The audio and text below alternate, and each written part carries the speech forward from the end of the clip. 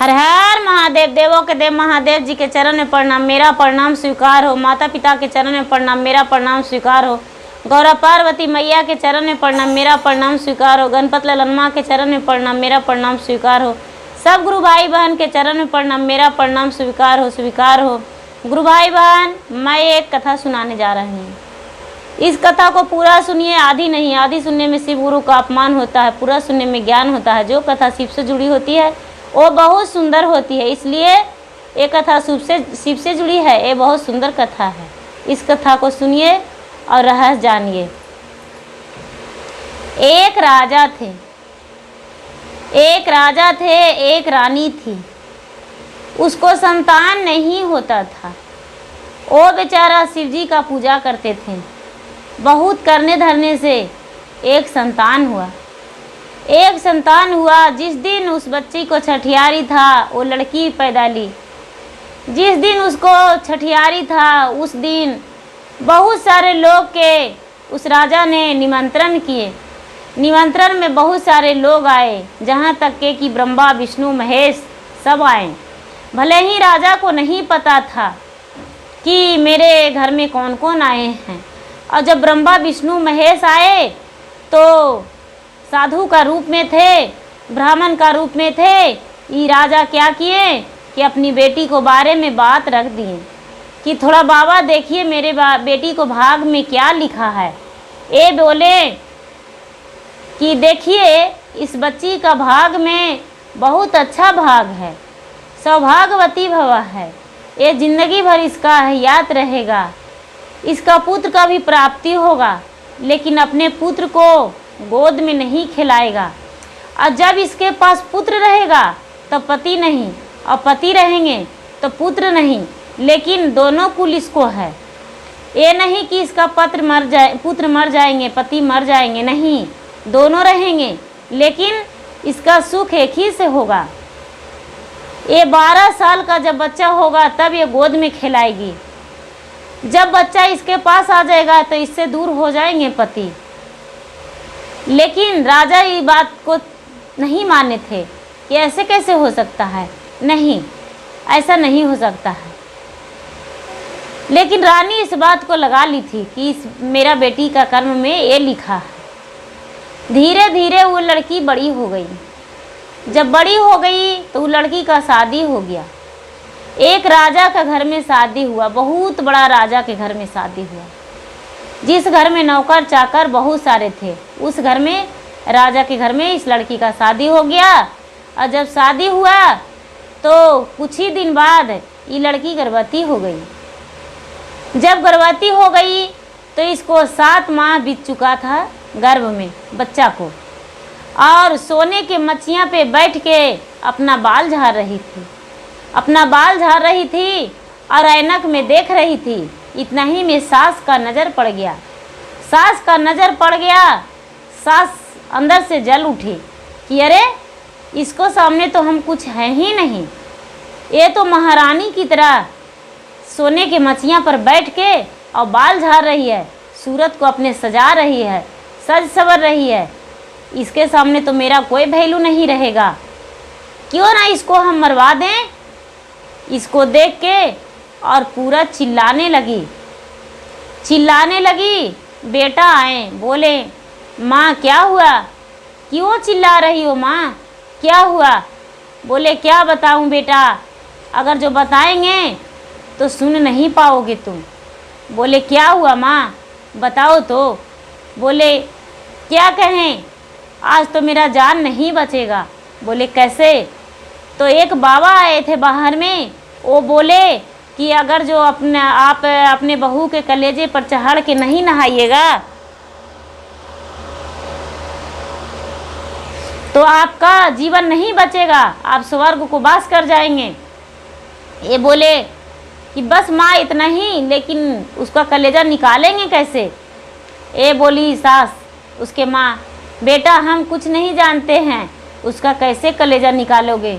मुझे नहीं पता बेटा, हम नहीं जानते, लेकिन मुझे इस बहू का कलेजा चाहिए। अगर जो बहू, शादी तो दूसरा कर सकते हो बेटा, लेकिन माँ दूसरा नहीं आएगी।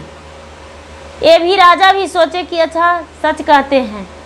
रानी के झूठ मूठ बोले, माँ ये बात हम कल बताएंगे, 2 दिन के बाद बताएंगे। माँ बोली ठीक है। वो बहुत सोच विचार किए और बोले कि अच्छा क्या होगा, अपने पत्नी को मार देंगे, कलेजा निकाल के और दे देंगे। अपने पत्नी से बोली, सुनिए आपका नैहर में मायके में आपका भतीजा का ब्याह है, आप नहीं चलिएगा, आपका भाई का शादी है, किसी भी बहाना लगा दिए। ये बोले क्यों नहीं जाएंगे, एक तो मेरा भाई नहीं है, तो क्या हम नहीं जा सकते हैं, मेरा गांव वाला ही है, निमंत्रण दिया है, हम जाएंगे।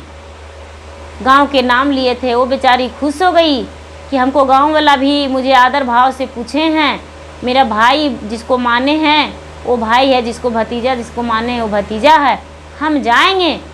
वो बेचारी जाने को लिए तैयार हो गई। जब जाने को लिए तैयार हो गई तो वो बेचारी सजने संवरने लगी, और जब सजने संवरने लगी तो राजा देख देख के रोने लगा। रानी कहती है, हम हूँ जे जाहिए रामा अपन नाई हरवा जी, कैसे में नैना तुर झा है जी।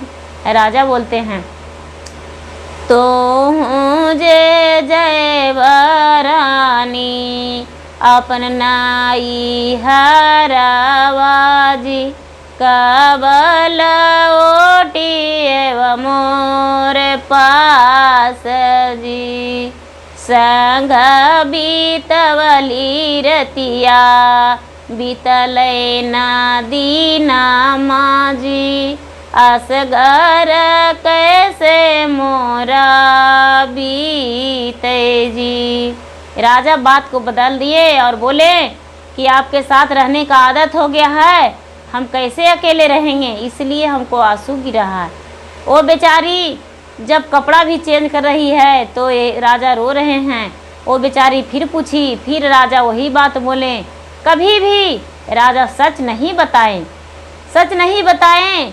वो बेचारी सच सवर के तैयार हो गई, राजा से बोली कि ठीक है राजा साहब, चलिए हमको मायके पहुंचा दीजिए। राजा घोड़ा से जा रहे थे और रानी डोली से। चलते चलते चलते बीजूबन जंगल में पहुंच गए।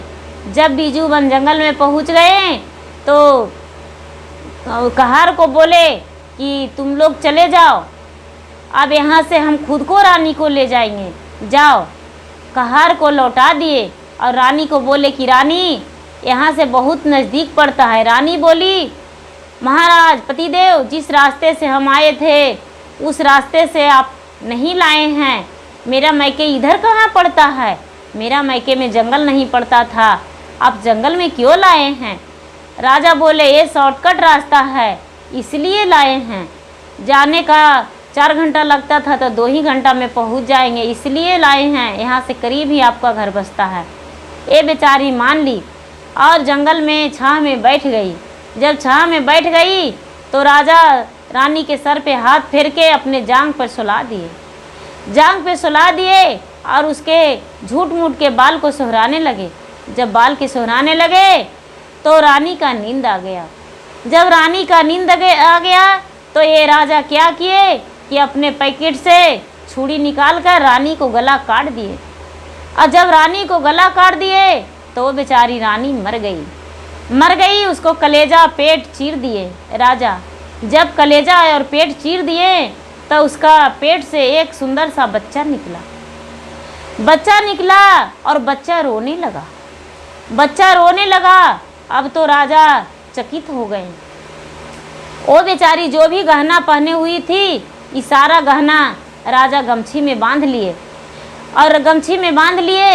और क्या किए, उस बच्चा को गोद में ले लिए और एक गमछी में कलेजे को बांध लिए, एक तरफ कलेजा एक तरफ गहना, और बच्चे को गोद में ले लिए और घर चल गए और जाके बोले, माँ लो बहू का कलेजा भी लाई हूँ, लो। यहाँ पर बोलती है, राजा बोलते हैं, थोड़ा सा गलती हो गया, राजा बोलते हैं अपने पत्नी से मर जाने के बाद जब बच्चा निकला तो राजा बोलते हैं, हम तो जनैती रानी तुहु हहु गर्भवतिया जी, तोहरो के जनमा नाही लेती जी। मत के करन में रानी अलेली तो हर जनमा जी। अबल का देखिए मोहा गई जी, केहू जे पोसतन रानी अयहु नंदे लालावा जी। किन कर दुअरिया लेके जाए जी। ये रो रहे हैं, पछता रहे हैं, बोल रहे हैं हमें नहीं पता था कि आप गर्भवती हैं, आप माँ बनने वाली हैं। हम किसके दरवाज़ा लेके जाएं, किसके घर लेके जाएं, हमें कोई समझ में नहीं आ रहा है। ऐसा कह के वहाँ से चल दिए और घर आए। माँ को बोले, लो माँ, तू बोली थी बहू का करेजा, लो नहा लो और इसे भूंज भांज के खा भी लो और मेरा बच्चा के पोस दो माँ, और उसका गहना भी ले लो, सारा मान सम्मान तुम्हें ही दे रहा हूँ। माँ बोलती है, जेहू तेला बाबू न दे लाल के लगाए वे हो, ओही तेला झिंगुरा देवै चटाई हो। जेहू दूधा बबुआ न दे लाल के पीलाए वे हो, ओही दूधा दुभिया देवै ढरकाई हो। जेहू हम टाइम हो, गोद हम खेलाए वे हो, ओही समैया रामरा सोई हो।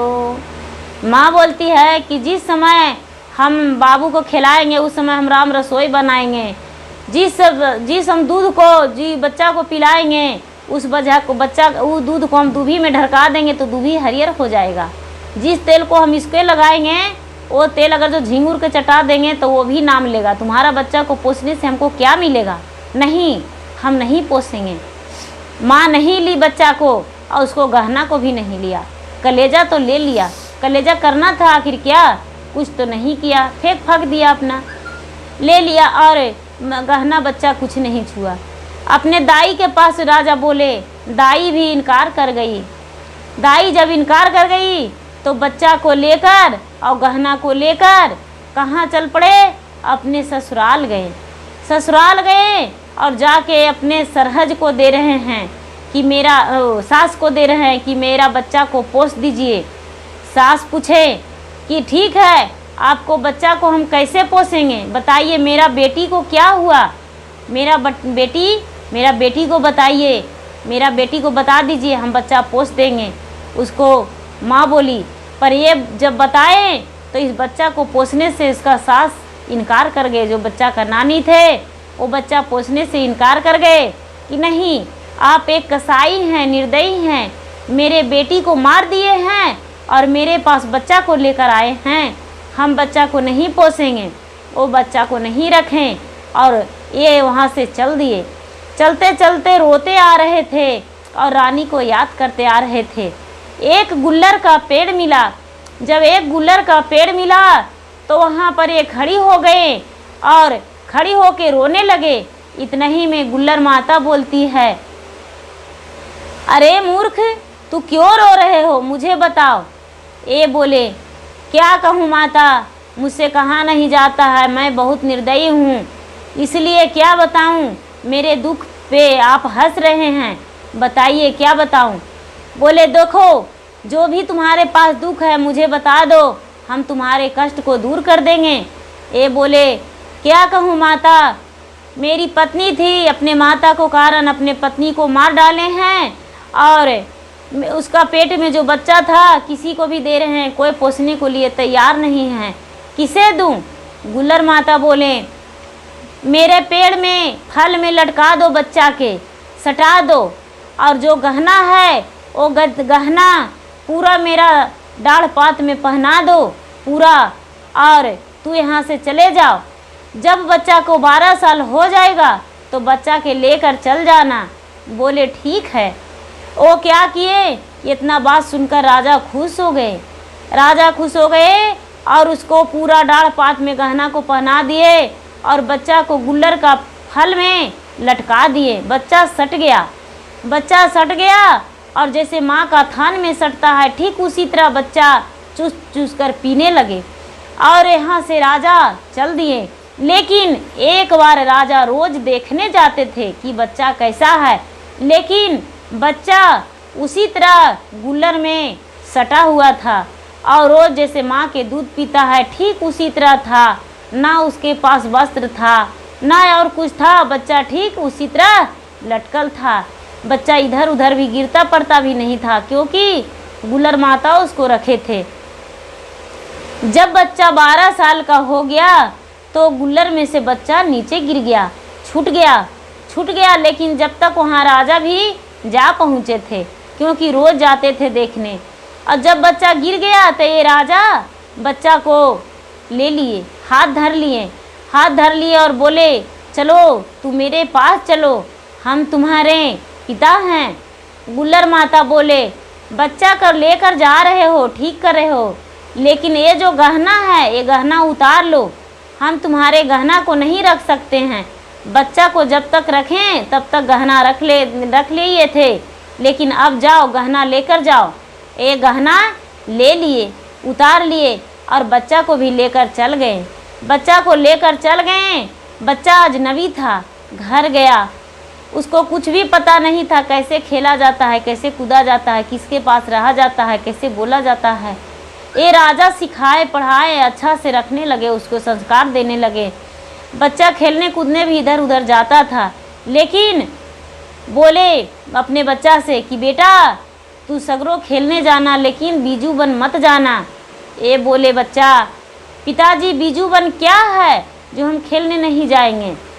बोले बेटा बीजू बन मत जाना, वो घनी जंगल है इसलिए वहाँ सियार मकार खा जाएगा, बीजू बन मत जाना। ये बोले पिताजी हम वन में ही तो पोसाए हैं, अब वन में मुझे क्यों जाने से रोकते हैं, हम जाएंगे। ये बच्चों के साथ क्या किए कि खेलने चल गए। बच्चा कहाँ, बीजू बन जंगल में, और गुल्ली डंडा खेलने लगा। ऐसा गुल्ली मारा डंडा से कि जहाँ माँ के हड्डी था वहीं पर जाके गुल्ली गिर गया। और जब गुल्ली गिर गया तो ये बच्चा के कानी उंगली में अमृत घरिया था। गुल्ली गया उठाने की, कहाँ गुल्ली चल गया। सब लड़का बोला तू बहुत दूर फेंक दिया है, जाओ तू ही ढूंढ के लाओ। पीछे से सब बच्चा गया, आगे और पीछे से सब बच्चन क्रोध हो गया कि ये हड्डी पर गिर गया है, देखो तो पता नहीं कितना दिन का हड्डी है, उस हड्डी पर गिर गया है, हम नहीं उठाएंगे, तू ही उठाओ। ये बेचारा उठाने गया। जब उठाने गया तो जो इसको माँ थी इसका हाथ सट गया हड्डी में और माँ उठ के बैठ गई। जब माँ उठ के बैठ गई तो ये बच्चा चकित रह गया और बोलने लगा। लेकिन माँ सब जानती थी कि ये मेरा पुत्र है और हम इसके माँ हैं। वो बेचारी मर चुकी थी लेकिन सारा देख रही थी अपने खेल को, ये सब भगवान का रचना था। वो बेचारी बच्चे से शंकर भगवान का पूजा करती थी, जाप करती थी, सब देवता का पूजा करती थी, इंद्र महाराज का पूजा करती थी, इसलिए सारा सच वो जान रही थी। ये बेचारी को किसी चीज़ का भी ये नहीं था कि ये नहीं जान रही थी। जब ये बच्चा पूछने लगा कि आप कौन हैं, आप हमको गुल्ली से क्या कर रहे हैं, हम गुल्ली छुए तो आप क्यों कैसे मनुष्य बन गए, आप कौन हैं। ये बोले, लड़की बोली बेचारी, वो रानी बोली, लड़की नहीं रानी बोली, क्या कहूँ पुत्र, मेरा घर गांव का नाम बताया, अपने पति का नाम बताया, अपने पिता का नाम बताया, बेचारी सारा सच बता दिया। और ये नहीं बताया कि मेरे पति मार डाले थे, तू मेरा पुत्र है। ये लड़का बोला अच्छा तो वो राजा जो जिस राजा को आप नाम ले रहे हैं उसी राजा का हम पुत्र हैं, आप क्या जानते हैं। ये बोली हाँ बेटा हम जानते हैं, आपको भी हम जानते हैं। ये राजा का लड़का जो था वो माँ को हाथ धर लिया।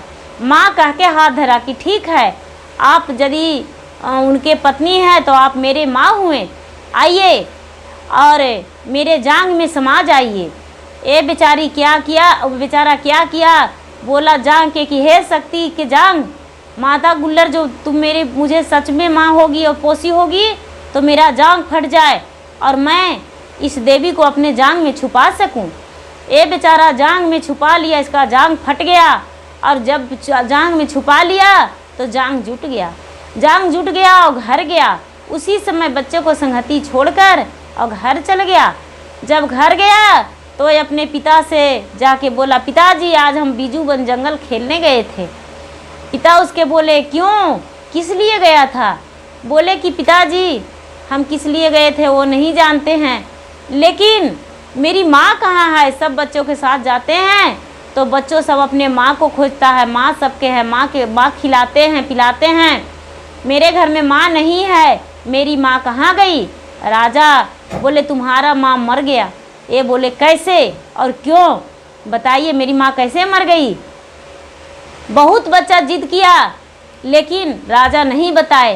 राजा नहीं बताए तो ये बेचारा क्या किया, अपने जांग के बोला हे शक्ति के जांग, मेरा जांग फट जाओ, मेरी माता को निकाल दो। ये माता इसको निकल गई। जब माता निकल गई तो यहाँ जो इसको दादी थी और पिता वो चकित होके रह गए कि ये तुम्हें कहाँ मिली? ये बोले जब मेरी माँ थी ही नहीं तो कहाँ मिली? ये आप क्यों पूछ रहे हैं, ये कौन है, इसे जानते हैं? क्या कहें? राजा तो ठक होकर बोले हाँ ये तुम्हारा माँ है। ये अपने माँ को हाथ धर लिए और जब हाथ धर लिए तो वहाँ कुछ लोग जुट गए। जब लोग जुट गए तो ये बेचारी पति को हाथ धरने चली। बेटा रोक दिए और बोले कि यदि आप भला चाहते हैं तो मेरे देश से निकल जाइए, मेरे राज से निकल जाइए। गांव वालों को जब बताएं तो गांव वालों ने सब मिलकर उसके माता को और राजा को दोनों को निकाल दिए और ये जो थे माँ और बेटे दोनों रहने लगे, राज को संभालने लगे, पूरा राजपाट देखने लगे और दोनों खुशी खुशी रहने लगे। और ये जो राजा थे और उसके माता थे वो दोनों इस राज को छोड़कर इधर उधर भटकने लगे, इधर उधर चल गए। कहाँ गए, क्या किए क्या नहीं किए उसका कोई पता नहीं, लेकिन इसको माता और ये दोनों सुखी जीवन बिताने लगे और सुखी सुखी रहने लगे। नंदलाल और उसके माता दोनों रहने लगे एक साथ। इसलिए गुरु भाई बहन किसी को कष्ट नहीं देना चाहिए। किसी को कष्ट देने से वो कष्ट अपने ही मिलता है। इसलिए दूसरे को कष्ट देकर लोग उस दिन खुश हो जाते हैं लेकिन बाद में नहीं, बाद में उसे दुख मिलता है। इसलिए मेरा वीडियो अच्छा लगे तो इसे लाइक कीजिए, शेयर कीजिए, सब्सक्राइब कीजिए। धन्यवाद।